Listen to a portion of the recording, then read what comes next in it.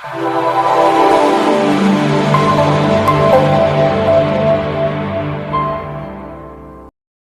Everyone, how are you all? कैसे आप सब? एक क्वेश्चन पूछा है, A commits the offence of thief in the house of B. A नाम का आदमी बी नाम के आदमी के घर में चोरी का अपराध करता है।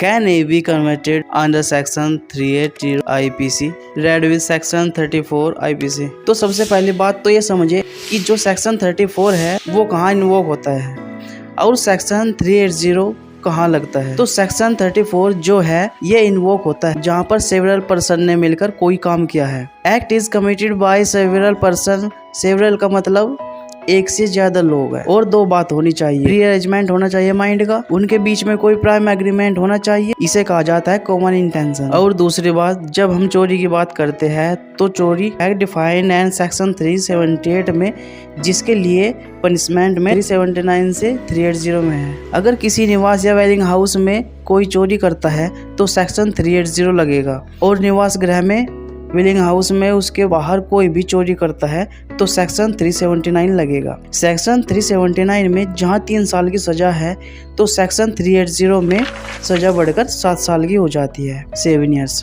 तो पहली बात तो ये है कि सेक्शन 380 यहाँ लग सकता है क्योंकि डिवेलिंग हाउस में ऑफेंस हुआ है।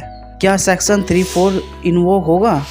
तो सेक्शन 340 इन्वोक इसीलिए नहीं होगा क्योंकि हमने पढ़ा है कि एक आदमी ने अपराध किया है, तो हो सकता है कि किसी ने FIR लिखवाया हो कि कई सारे लोग थे, पॉसिबिलिटीज ये है, तो चार्ज सेम कर लिए गए हो सेक्शन 380 और सेक्शन 34 में। लेकिन इन्वेस्टिगेशन के बाद, सबूतों को देखने के बाद, विटनेसेस को देखने के बाद पता अगर ये चलता है कि नहीं एक ही आदमी था तो 34 लगने का सवाल ही नहीं होगा। पनिशमेंट कहाँ मिलेगा? सेक्शन 380 में मिल सकता है। इसके लिए आप केस रेफर कर सकते हैं सुप्रीम कोर्ट में।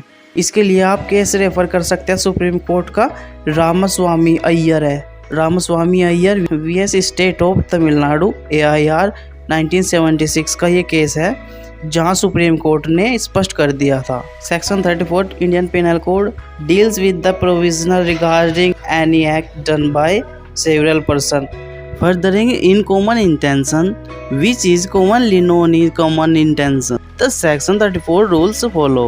When a criminal act is done by several persons in furtherance of the common intention of all, each of such person is liable for that act in the same manner as if it were done by him alone. तो स्पष्ट है धारा 34 से कि जब कोई लोग मिलकर कोई अपराध करते हैं तो हर एक व्यक्ति ऐसे दायित्वाधीन हो तो उसकी लायबिलिटी ऐसी होती है मानो उसने खुद ने अकेले ने वो अपराध किया हो। तो यहाँ पर जो प्रेजेंट केस है हमारा, in the present case there is only one person, namely A who has committed of the offense section 380 IPC at dwelling house.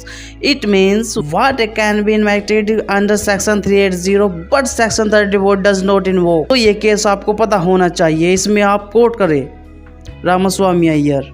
इस केस में ये बात स्पष्ट कर दी गई है।